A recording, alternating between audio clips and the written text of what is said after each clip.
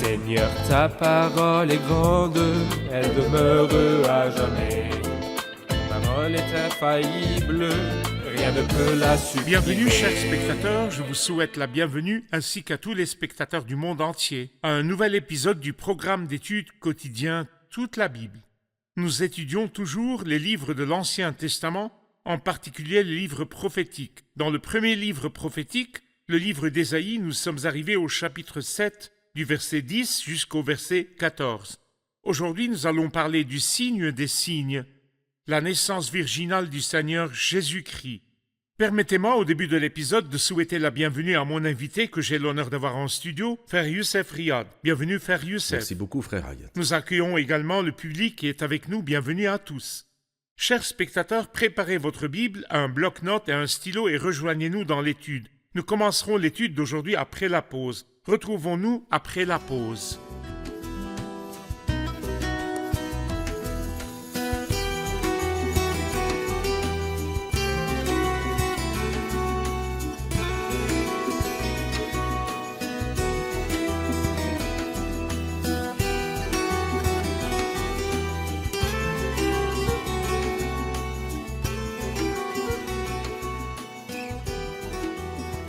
Bienvenue, Frère Youssef. Quel est le titre du paragraphe de l'étude d'aujourd'hui du verset 10 au verset 14 ? Eh bien, je citerai de ce que vous avez dit. Un très beau titre, le signe des signes. Ici, nous allons lire sur le signe des signes. La Bible est pleine de signes merveilleux et grands, mais en réalité, le signe de la naissance virginale est le signe des signes. D'accord. Après les messages de menaces qui parviennent à Akaz, des messages de soutien, de réconfort et d'encouragement sont venus du Seigneur. Puis le Seigneur parle à partir du verset 10. L'Éternel dit encore à Akaz, « Demande pour toi un signe à l'Éternel, ton Dieu. Demande-le que ce soit dans les plus extrêmes profondeurs ou les lieux les plus élevés. » Akaz répondit, « Je ne demanderai rien, je ne provoquerai pas l'Éternel. » Ésaïe dit alors, « Écoutez donc, membres de la dynastie de David. Est-ce trop peu pour vous de fatiguer les hommes pour que vous abusiez encore de la patience de mon Dieu? Voilà pourquoi c'est le Seigneur lui-même qui vous donnera un signe. La Vierge sera enceinte, elle mettra au monde un fils et l'appellera Emmanuel. » Chaque parole de ce texte mérite qu'on s'y arrête. C'est vrai. L'Éternel dit encore à Akaz et lui a fait une offre, et la réaction d'Akaz était étrange. Parlez-nous de l'offre du Seigneur et de la réaction d'Akaz. Eh bien, le Seigneur voulait affermir la foi d'Akaz. Mais malheureusement, Akaz n'avait pas de foi à la base. La dernière chose que le Seigneur lui a dit au verset 9, « Et si vous ne croyez pas, vous ne subsisterez pas. Il n'y a pas de sécurité pour celui qui n'a pas la foi. » Mais malheureusement, cet homme-là était dépourvu de foi. Il a prétendu avoir la piété. Il dit, « Je ne demanderai rien, je ne provoquerai pas l'Éternel. » Alors le Seigneur lui dit, « Demande pour toi un signe à l'Éternel, ton Dieu, que ce soit dans les plus extrêmes profondeurs ou les lieux les plus élevés, c'est-à-dire, ceci est très important pour moi. » Comme si Dieu lui disait, « Ceci est important pour moi et pas seulement pour toi. Ils veulent te destituer, et c'est à cause du Messie qui sortira de ta descendance et non pas à cause de toi. Que cela m'importe beaucoup, Akaz, demande-le dans les plus extrêmes profondeurs ou les lieux les plus élevés. » Alors donc Akaz a prétendu être pieux alors qu'il ne sait rien de la piété.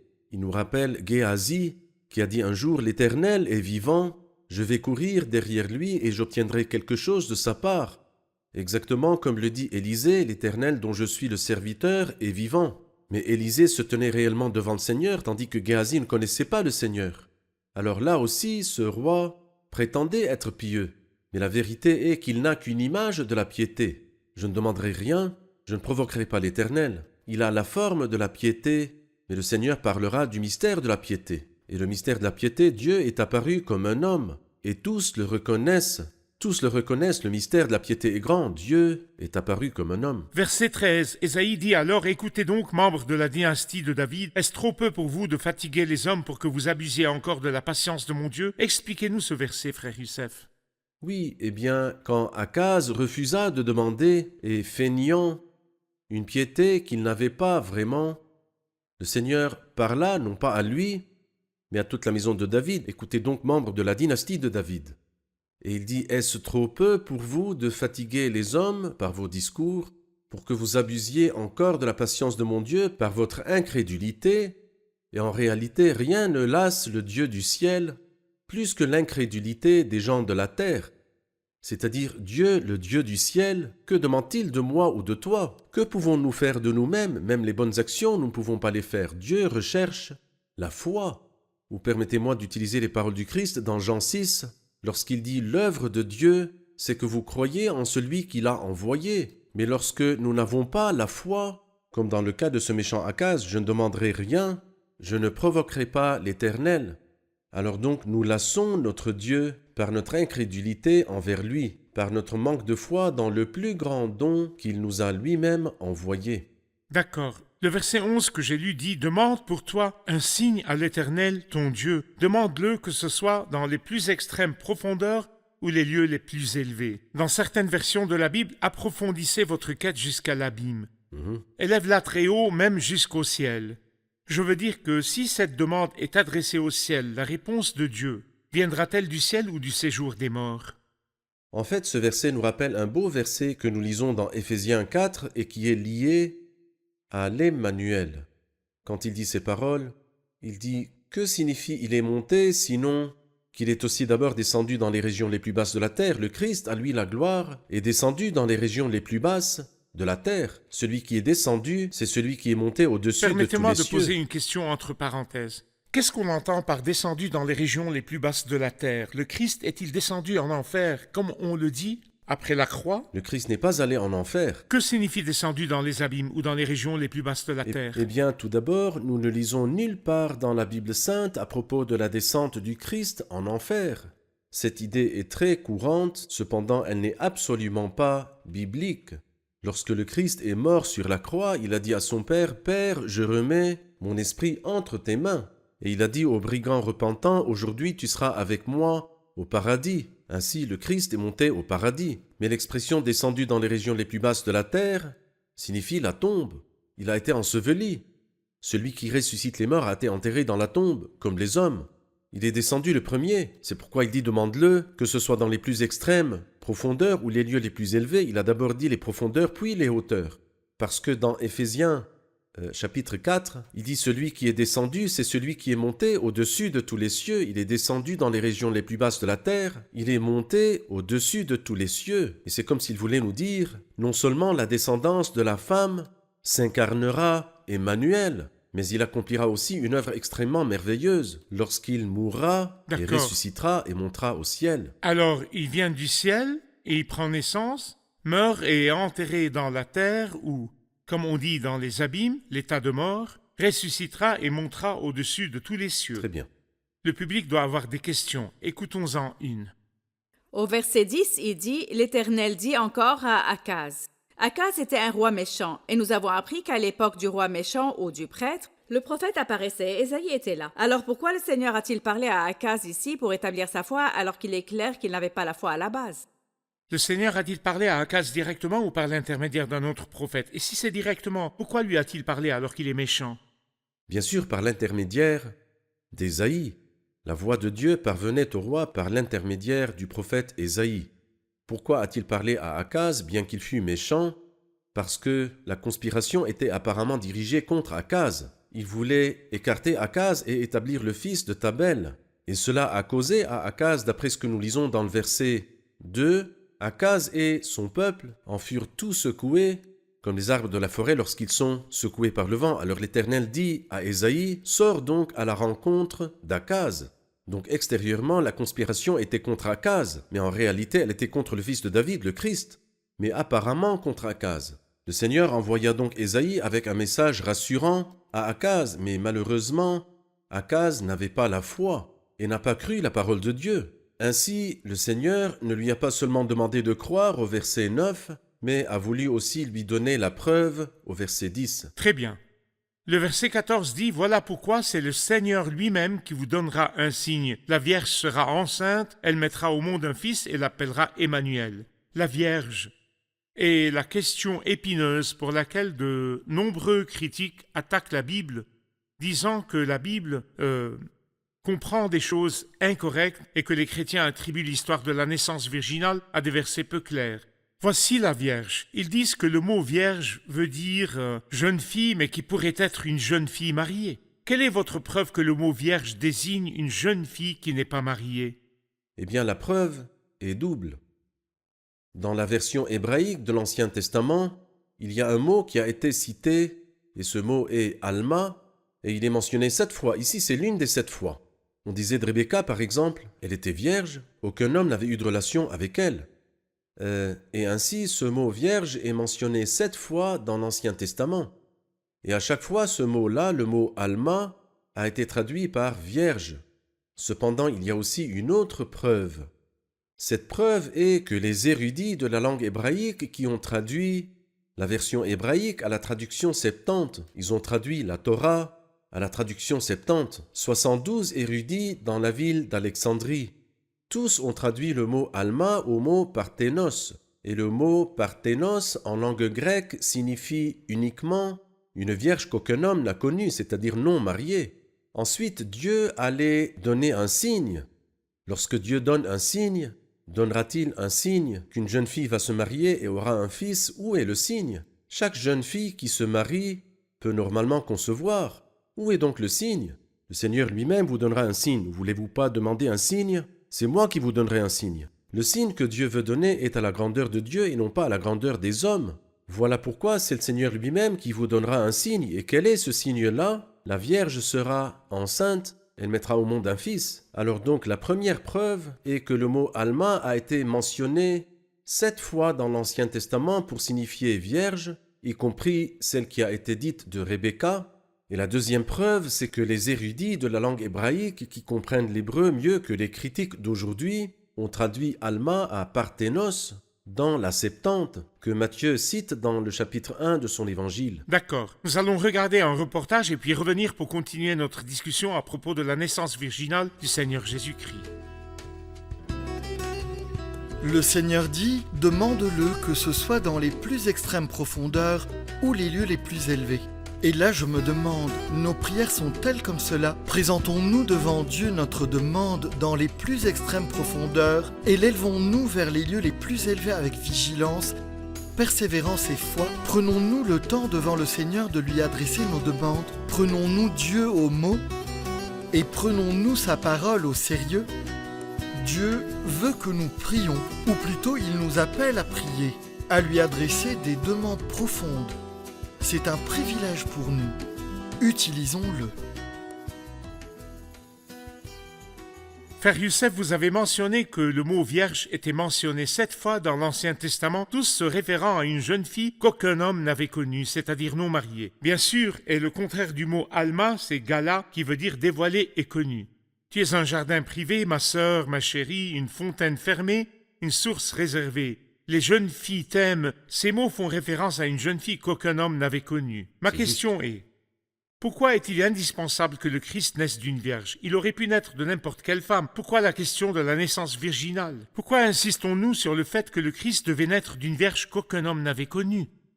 Eh bien, en fait, c'était l'accomplissement de la première prophétie concernant le Christ. Ce que nous lisons à propos de la descendance de la femme dans Genèse 3 à 15 ne veut pas dire tous les humains. Bien que tous les humains soient la descendance de la femme, personne ne naît autrement que par une femme. Mais la descendance de la femme signifie la descendance de la femme seulement. De la femme seulement. Et c'est pourquoi la lumière était claire dans Ésaïe 7,14. La Vierge sera enceinte. Pourquoi y insistons-nous? J'ai été impressionné par l'un des penseurs chrétiens qui a écrit un bon et précieux livre qui s'appelle « Une preuve qui nécessite une décision ».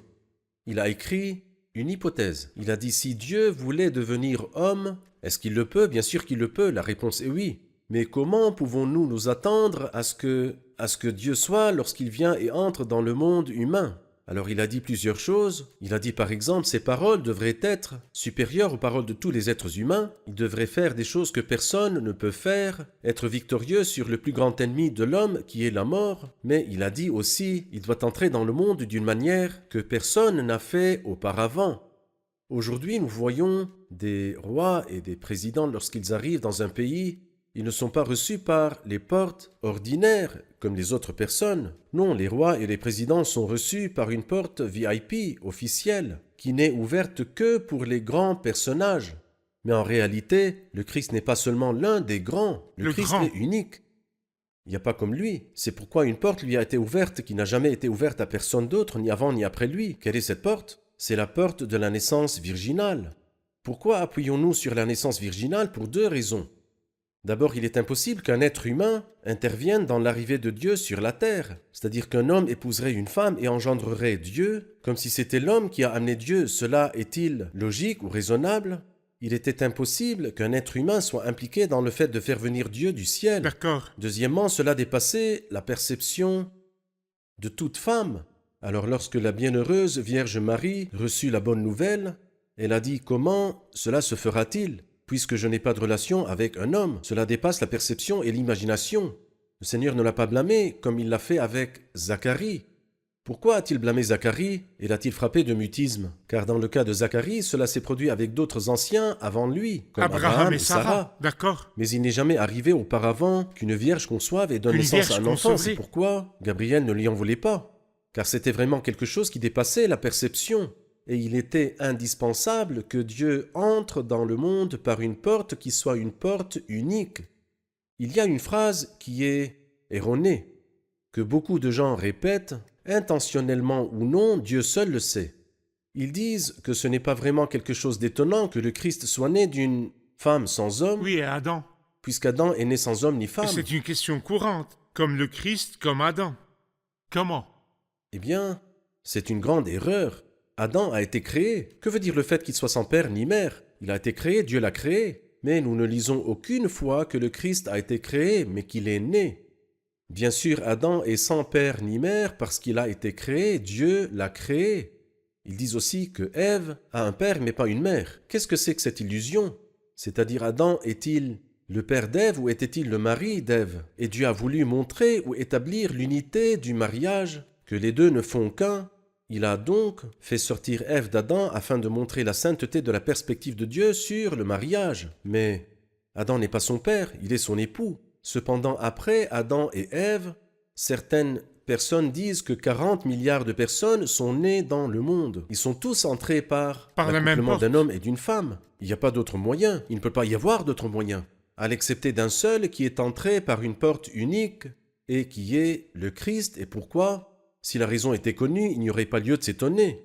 L'Emmanuel va naître, la Vierge sera enceinte, elle mettra au monde un fils, c'est étonnant. Mais le plus étonnant est que le fils qui sera né aura pour nom Emmanuel. Emmanuel ne pourra jamais être comme toi, comme moi, comme n'importe qui d'autre. Impossible. Permettez-moi de revenir à une question précédente. Pourquoi le Christ s'est-il incarné en premier lieu? Pourquoi Dieu s'est-il incarné en la personne du Christ? Beaucoup de gens s'interrogent sur la nécessité de l'incarnation. Était-ce pour résoudre le problème du péché? Dieu est pardon et miséricorde, et il pourrait pardonner nos péchés pendant qu'il est au ciel, car il est plein de miséricorde et de pardon. Pourquoi est-il nécessaire que Dieu descende et se manifeste dans la chair? Dieu est-il juste? Dieu est-il équitable? Ou bien non? Supposons par exemple qu'un juge examine une affaire concernant une personne qu'il aime. Un de ses camarades de classe par exemple, quelqu'un qu'il aime. Cependant, lorsque le juge revêt la robe de juge et s'assoit sur l'estrade de juge, il doit juger selon la loi et non pas selon les sentiments. Donc lorsque le juge siège sur l'estrade, il doit représenter la justice, même si l'accusé est son meilleur ami. Mais ici, le juge représente le jugement, la justice. Est-ce que Dieu manque de justice? Est-il possible que Dieu sauve sans aucun fondement si le salaire du péché est la mort? Et la preuve que Dieu est juste est qu'il a chassé Adam du jardin parce qu'il a fait une erreur qui est considérée petite et insignifiante selon les mesures humaines. Où est le problème s'il mange un fruit interdit? Mais si le Seigneur a chassé l'homme du jardin, le ramènera-t-il au jardin après que nous ayons commis des millions et des millions de péchés? Dieu serait-il? Dieu est juste. Comment se fait-il qu'il chasse Adam pour un péché pour me laisser entrer avec 1 million de péchés? Ceci est absurde, ça n'a absolument aucun sens. Quelle était la solution? La solution était qu'un homme innocent qui n'a commis aucun péché règle la punition. Et c'est ce qui est arrivé.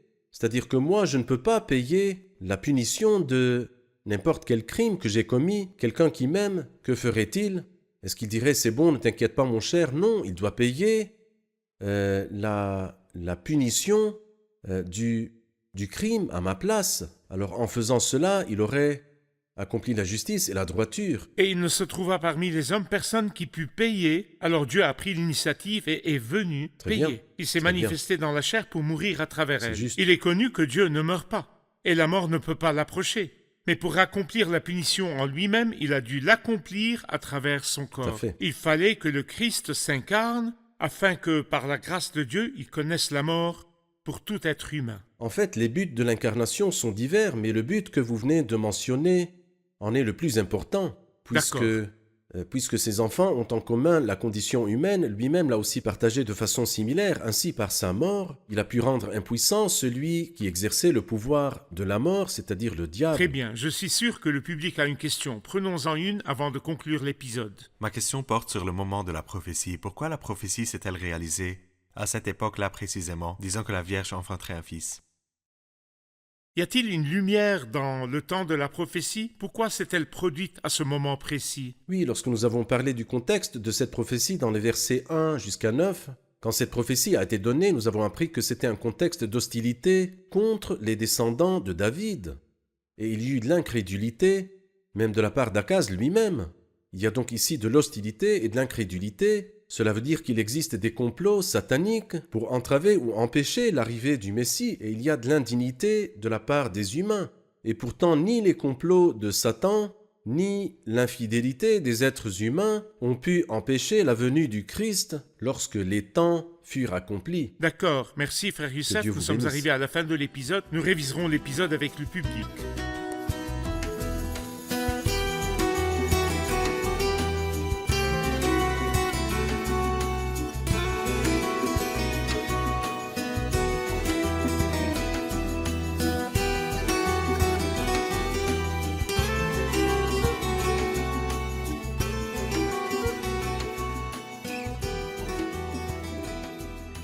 La question est, pourquoi la prophétie sur la naissance virginale est-elle arrivée à cette époque particulière et quel est le contexte historique? Le contexte historique, c'est qu'il y avait un complot de mettre un roi mauvais à la place d'Akaz, qui est de la tribu de Juda, de laquelle le Seigneur était censé venir. Le diable a donc essayé de destituer Akaz et d'établir un autre roi, mais cela ne marchera pas, et c'est la parole du Seigneur qui sera accomplie. Il voulait bloquer la venue du Messie, du Christ, parmi les descendants de Juda plus tard. Très bien. Concernant le verset « La Vierge sera enceinte, elle mettra au monde un fils », beaucoup disent que Vierge désigne une jeune fille qui pourrait être mariée et non pas vierge. Quelles sont les preuves bibliques qui montrent qu'elle est une vierge qu'aucun homme n'a connue? Premièrement, le mot « vierge » en langue hébraïque est en fait le mot « alma ». Et ce mot est mentionné 7 fois, et l'une de ces 7 fois était pour désigner Rebecca, pour dire qu'elle n'a pas connu d'homme. Aucun homme ne l'avait connue. Aucun homme ne l'avait connue. De plus, lorsque les érudits de la langue hébraïque ont achevé la traduction septante, on traduit « vierge » par « parthénos », De l'hébreu au de grec. l'hébreu au grec. Et le mot « parthénos » signifie qu'elle est vraiment une vierge qui ne s'est pas mariée. Très bien, qu'en pensez-vous, frère Youssef? Très bien, c'est très D'accord. juste. Bon, pourquoi le Christ a-t-il dû naître d'une vierge en premier lieu, et non pas par la collaboration d'un homme et d'une femme? Pour accomplir la prophétie selon laquelle la descendance de la femme écrasera la tête du serpent. De la femme seulement et pas de la femme et de l'homme. De plus, parce qu'il est Dieu, il était naturel que son entrée dans le monde soit différente de toute autre entrée. Il est impossible qu'un homme soit impliqué dans le fait de faire venir Dieu du ciel. D'accord. Dieu est tendre et miséricordieux et il aurait pu pardonner à l'homme alors qu'il était dans son ciel. Pourquoi a-t-il dû venir prendre un corps et mourir avec ce corps? Dieu est un juge juste. Il est donc indispensable qu'il juge avec justice. Et parce que tous les humains sont coupables, il fallait qu'ils subissent eux-mêmes la sanction ou un substitut devait la porter. Bien sûr, aucun homme ne pouvait être le substitut. Il a donc fallu que Dieu, qui est illimité, se manifeste dans la chair et vienne mourir pour le monde entier. Très bien, la punition était la mort, et Dieu a pris en charge cette punition, et parce que Dieu ne peut jamais mourir, il a dû prendre donc un corps afin que par la grâce de Dieu, il connaisse la mort pour tout être humain. Qu'en pensez-vous, Très bien. frère Youssef? Très Très bien. bien. Merci, Seigneur. que Dieu vous bénisse. Merci, frère Que le Youssef. Seigneur vous garde. Que Dieu vous bénisse. Amen. Chers spectateurs, la Vierge sera enceinte, elle mettra au monde un fils et l'appellera Emmanuel, ce qui signifie Dieu avec nous. C'est la bonne nouvelle chrétienne. Vous qui ne pouvez pas atteindre Dieu, vous qui vous sentez impuissant parce que vous êtes incapable de satisfaire Dieu, le Seigneur ne vous demande pas de faire quelque chose pour l'atteindre, mais il vous dit « Je suis venu pour vous ». Et le Christ a achevé l'œuvre par lui-même sur la croix. Tout ce que vous avez à faire, ô vous qui vous sentez puissant, c'est de recevoir le Christ qui est venu spécialement pour vous. Recevez-le pour obtenir l'acceptation éternelle devant Dieu. Rendez-vous dans le prochain épisode pour la suite de l'étude de ce chapitre, le chapitre 7 du livre d'Ésaïe. Que le Seigneur soit avec vous.